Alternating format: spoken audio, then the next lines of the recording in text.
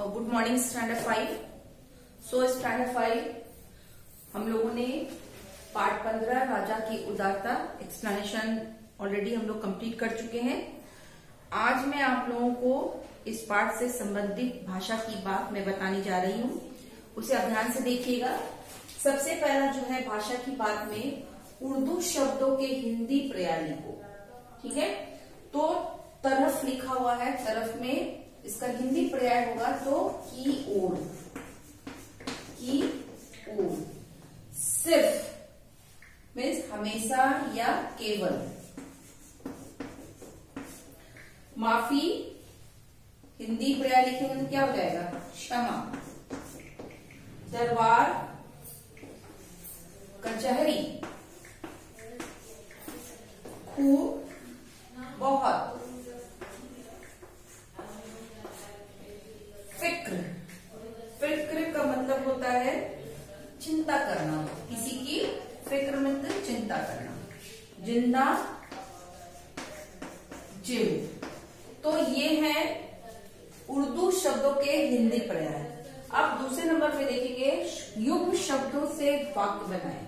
ये युग्म शब्द है, बीच में जो हैफन पड़ता है ये युग्म शब्द के पहचान है। कुछ कुछ में क्या होगा? अभी हम इसे शब्द को प्रयोग करना है हमको। कुछ राज्यों में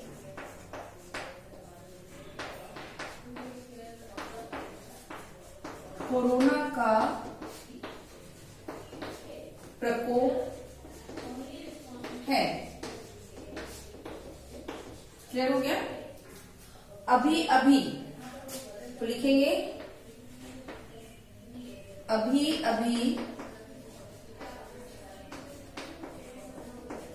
प्रधानमंत्री बिहार या पटना, अभी प्रधानमंत्री पटना आए, ठीक है। जल्दी। अब जल्दी से क्या हो जाइए? हमें हर काम जल्दी करना चाहिए।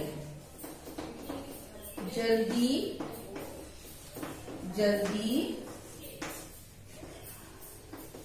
करना चाहिए। ये सारे वाक्य हम इससे बना सकते हैं।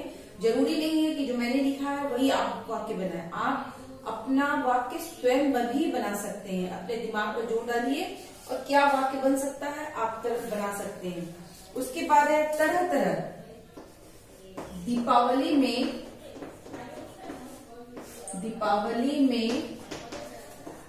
तरह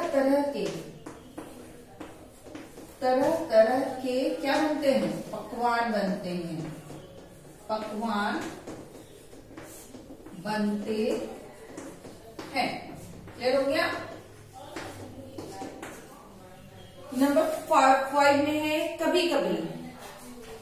तो कभी में क्या होगा? कभी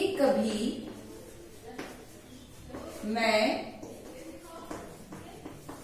दुखों से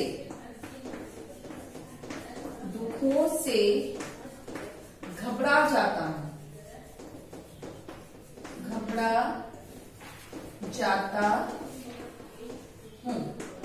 क्लियर हो गया? अब है बार। मैं बार अभी हम लोग क्या कर रहे हैं? बार अपना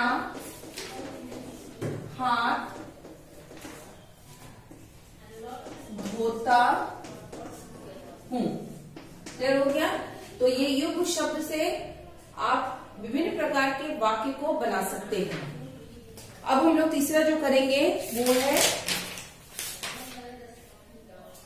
श्रुति सम भिन्नार्थक शब्द। सुनने में एक समान लेकिन उसके अर्थ अलग अलग है, उससे हम लोग अभी वाक्य बनाएंगे। थर्ड नंबर में है कि कुछ शब्द सुनने में समान लगते हैं लेकिन उनके अर्थ बिल्कुल भिन्न होते हैं। नीचे दिए गए शब्दों के अर्थ लिखकर वाक्यों में प्रयोग करें। मीन्स सुनने में एक समान लेकिन उसके अर्थ अलग अलग। जैसे एग्जाम्पल के तौर पर मैं आपको बता रही हूँ कनक। क न क कनक। अब एक कनक है, सुनने में एक समान लगेगा लेकिन दोनों के अर्थ अलग है। एक कनक का मतलब होता है सोना और दूसरे कनक का मतलब होता है धतूरा। सुनने में एक समान लेकिन अर्थ अलग अलग, इसे हम क्या कहते हैं, श्रुति सम विनातक शब्द। मीन्स सुनने में समान लेकिन अर्थ अलग अलग। तो यहाँ पर भी कुछ 4 शब्द दिए गए हैं जो सुनने में एक समान, जैसे और, प्रणाम प्रमाण, कूल कूल, हार हार। सुनने में एक समान लेकिन इनके अर्थ अलग अलग है। जो पहले का अर्थ है कूल की तरफ, अब हम इससे वाक्य बनाएंगे, मैं स्कूल की ओर, स्कूल की ओर जा रहा हूं। ठीक है, जा रहा हूं। स्कूल की तरफ, मैंने और का मतलब हो गया की तरफ। अब अगर हम दूसरे और से बनाए तो कृष्ण और सुदामा, कृष्ण और सुदामा गहरे मित्र थे, गहरे मित्र थे। तो यहाँ पर और का मतलब तथा, मीन्स कृष्ण तथा सुदामा गहरे मित्र थे। अब नंबर 2 में है प्रणाम, मीन्स आदर करना, किसी का सम्मान करना, किसी को नमस्कार करना। तो बड़ों को प्रणाम करना चाहिए। चलिए इसका हो गया, मीन्स बड़ों का हमें आदर करना चाहिए। अब यहाँ पर है प्रमाण, प्रमाण का मतलब होता है सबूत। तो क्या इसका हम बनाएंगे, प्रत्यक्ष के लिए प्रमाण की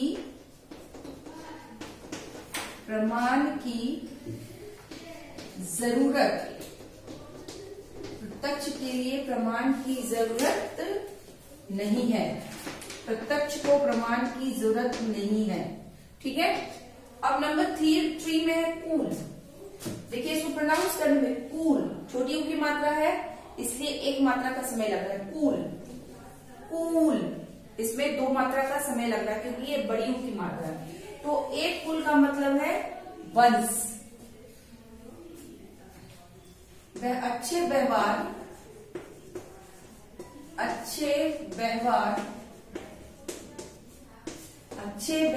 से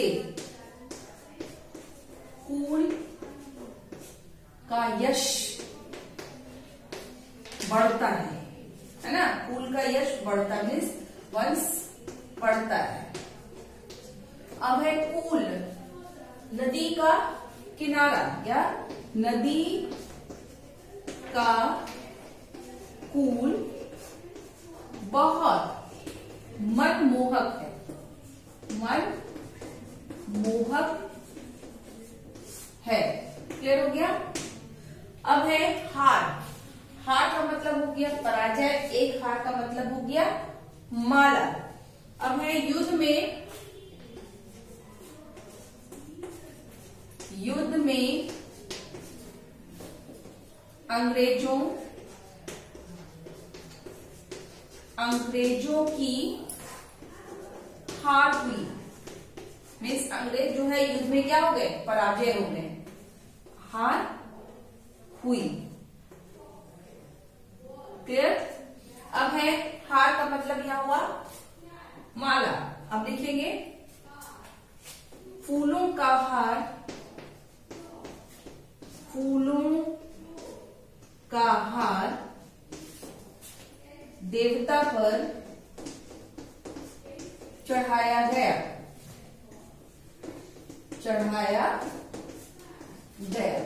क्लियर हो गया।